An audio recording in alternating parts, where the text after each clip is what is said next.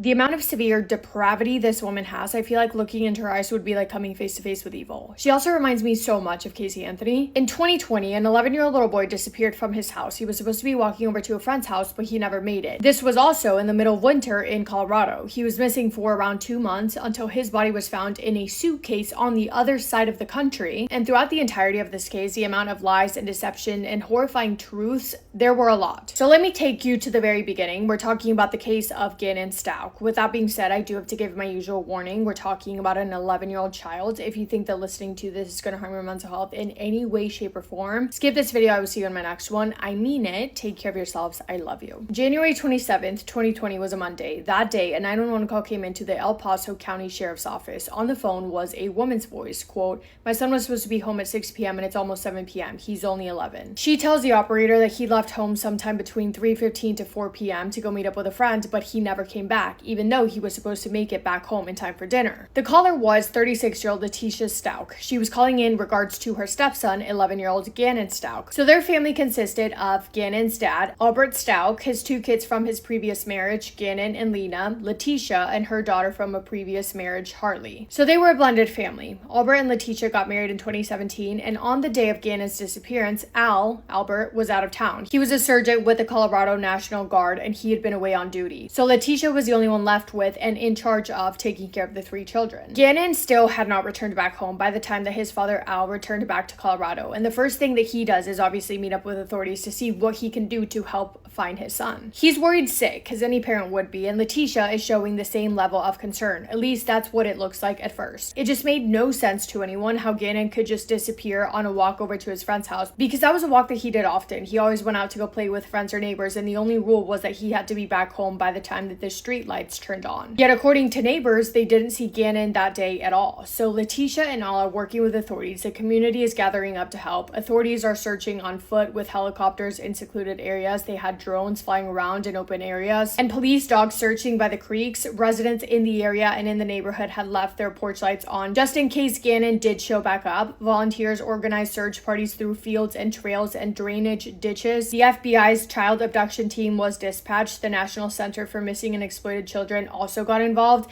This was an all-hands-on-deck situation. Not only because Gannon was only 11 years old and not the type of kid that would leave his house on his own accord at all, but also because it was peak winter in Colorado, meaning that there were below freezing temperatures and snowstorms. The weather conditions were not ones that a child would be able to survive in all alone. The day after Gannon disappears, Letitia Stauch walks into the police station and says, "Look, I have something to tell you. I have something to tell you that I didn't want to have to tell you in front of my husband, Al. But I'm ready to tell you the whole story." So she walks into this room in the police station and she sits down to explain further, because remember, she was the last person to see Gannon. In fact, when the operator asked her on the phone when she first called 911 who the last person to see Gannon was, she says, I guess me. So originally, Letitia had said that Gannon had left to go over to a friend's house, but now it's a completely different story, because she says that what actually happened was that a candle spilled on the floor and Gannon may or may not have gotten hurt, so she needed to see if she needed to buy him burn cream or not. She also needed to get the patch on the carpet fixed before Al could see it, because she knew that she wouldn't like it if he came home and the carpet was ruined. So Gannon and her went out. She finds a person to fix the carpet. She gives that man the code to her house because he needed to get in to be able to fix the carpet, I guess. And then she says that when her and Gannon got back home, the man had broken into her house. She says that he was hiding in a storage closet in the basement, and then he jumped out. He attacked her. He SA'd her, attacked Gannon, took Gannon, and then left. Quote, in summary, Letitia said that she had been held at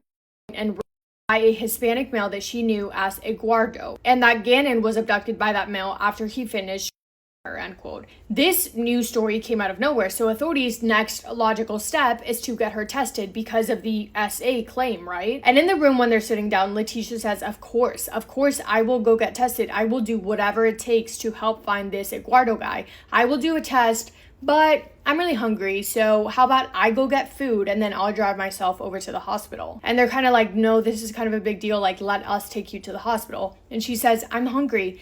My lips, look at my lips, they're chapped. I need to eat. I'd like to leave now.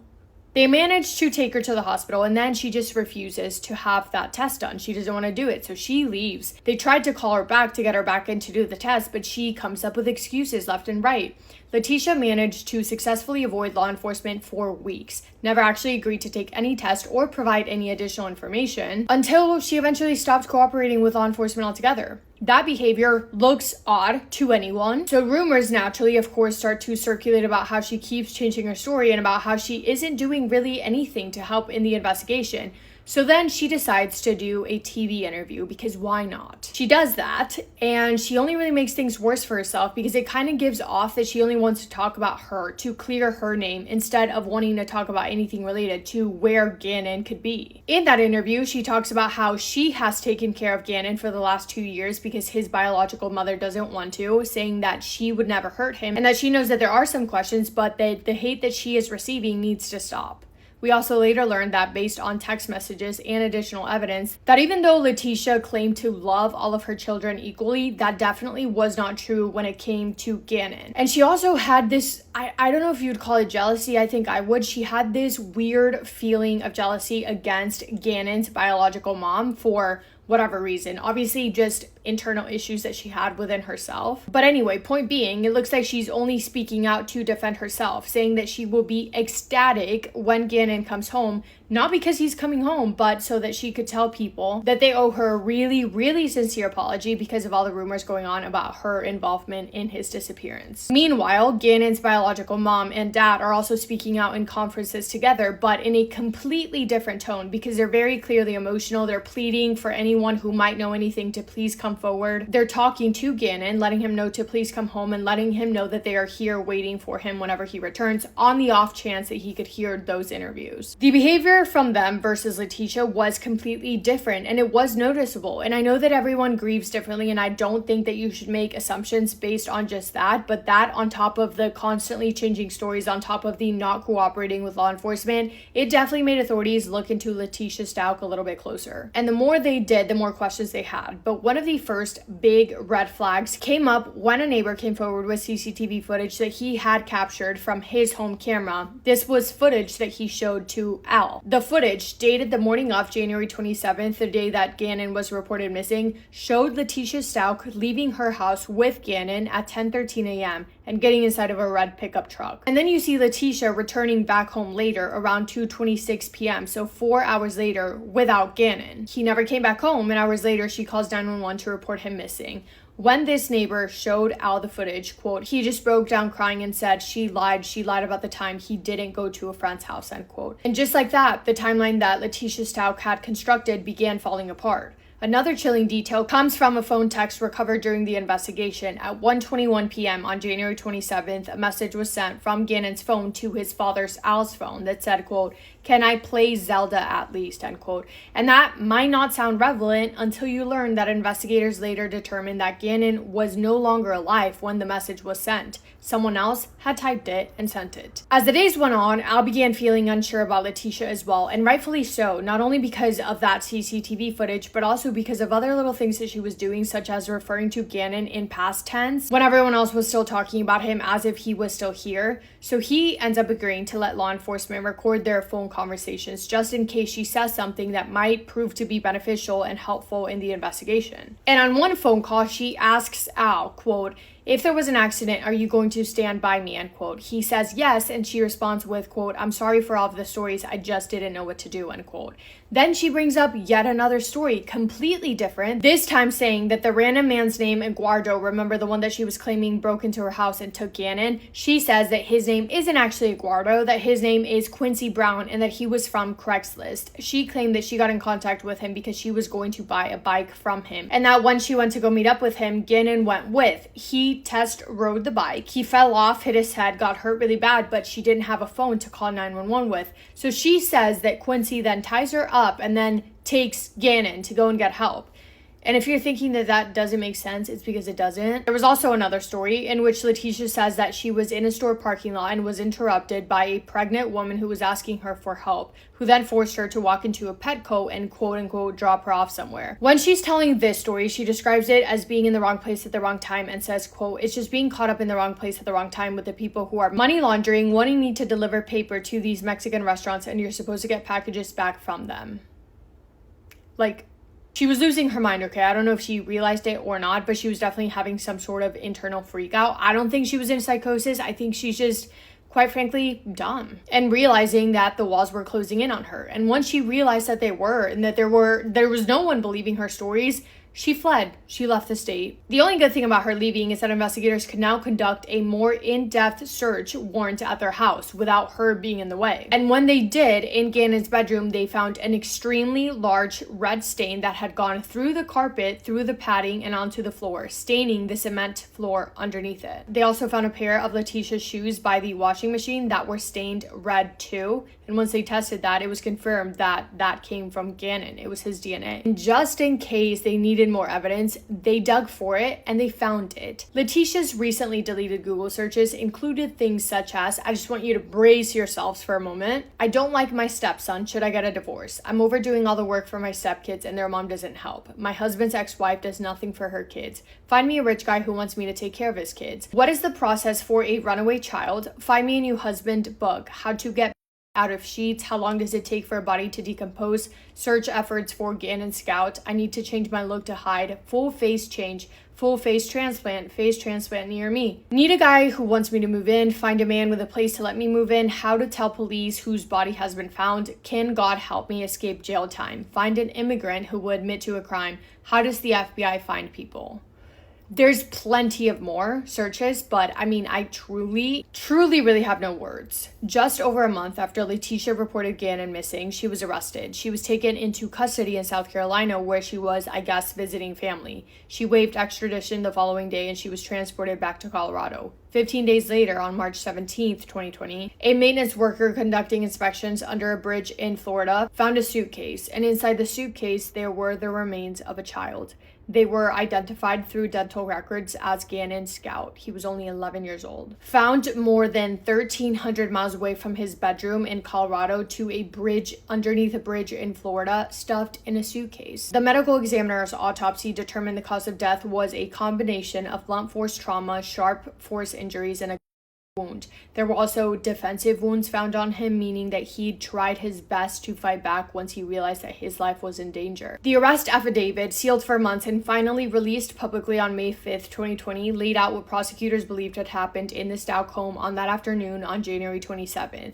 Al Scout, as we know, had been away on duty and Gannon's younger sister had been at school. It was only Letitia and Gannon in the house. According to the affidavit and later trial testimony, Letitia Gannon 18 times on his back, suggesting that he wasn't facing her when she did so. She struck him in the head with a blunt object 4 times. She at him 3 times, with at least one of those striking him in the face. He also had medication in his system that day, which investigators noted would have made him lethargic, and that checks out with the footage of him getting in that red pickup truck because he looks out of it, and investigators believe that that was because she gave him medication to make him loopy on purpose. Afterwards, they believe that Letitia cleaned up the crime scene as best as she could. She staged his disappearance. She hid his body. She called 911 to report him missing. She gave investigators this story, multiple stories, about a friend's house and whatnot. She went on television, she drove to Florida, and finally she threw the suitcase with his remains off of a bridge. Investigators argued that every single thing that she did, every single step that she took, was done by a person who knew exactly what she had done and was doing everything in her power to not get caught. The prosecution's theory for a motive was frustration, plain and simple, referring to her as a woman who resented having to care for her husband's children and who just wanted Gannon to get out of the way. The defense, on the other hand, would counter-argue that there was no rational motive and that the very absence of logic was evidence of Letitia being in a psychosis state of mind. 3 years, 1 month, and 9 days after Gannon was reported missing, Letitia Stout's murder trial finally begun. Jury selection opened up on March 20th, 2023. Opening statements began on April 3rd. The trial lasted 5 weeks. There were 59 prosecution witnesses called, and they were focusing on one single question. Was Letitia Stout mentally sane when she got rid of Gannon? Because the defense, probably because of the amount of evidence against her, wasn't going to argue that she did not do it. They were just going to fight to get innocent by reason of insanity. The defense told the jury that Letitia had suffered a, quote, major psychotic crack from years of childhood trauma, and that on January 27th of 2020, she did not know what she was doing. Therefore, they asked the jury to find her not guilty. The prosecution, on the other hand, argued that the elaborate cover-up itself proved that she was sane and that she did know what she was doing, saying an insane person doesn't Google, "I don't like my stepson," saying that an insane person does not Google how to clean up a crime scene. An insane person does not drive 1,300 miles to dispose of a body underneath a bridge. Quote, "Why do all the things she did if she didn't know what she was doing was wrong? It is not psychosis. It is all about Letitia. Gannon deserves justice," end quote. The jury began deliberating on Friday, May 5th, and they were dismissed for the weekend. They returned back Monday morning. After nearly 8 hours of total deliberation across 2 days, they came back with their answer on May 8th. Guilty on all counts. Letitia Stout was sentenced to life in prison without the possibility of parole, plus 12 years for tampering with a deceased human body and another 18 months for tampering with physical evidence. All to be served consecutively, but you guys are going to hate this because recently her conviction was overturned. The Colorado Court of Appeals overturned Letitia Stout's conviction on April 2nd of 2026 because a juror who deliberated on her case had a son-in-law employed as a deputy district attorney in the exact office that prosecuted her, a clear conflict of interest under Colorado law. That can't happen because of the way that a court works. The constitutional right to an impartial jury was violated, and therefore the conviction cannot stand. So now there's a chance that she has to be retried and go through another second trial again, which the amount of evidence against her, I don't doubt that she would be found guilty, but for Gannon's family to have to sit there and listen through an entire second trial, it's just, they've been through enough. And it felt like they really did get justice, but now the road to get there might be significantly a lot longer for a family that has already been waiting for justice since that awful, terrible day back in 2020.